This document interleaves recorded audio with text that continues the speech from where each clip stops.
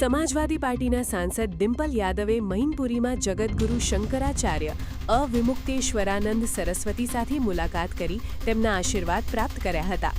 આ મુલાકાત દરમિયાન ગાયને રાષ્ટ્રમાતા ઘોષિત કરવાના મહત્વના મુદ્દે ચર્ચા કરવામાં આવી હતી. વધુમાં ડિમ્પલ યાદવે શંકરાચાર્યના મૈનપુરી પ્રવાસ અને તેમણે કરેલા અખિલેશ યાદવના વખાણ અંગે પણ પોતાની પ્રતિક્રિયા વ્યક્ત કરી હતી.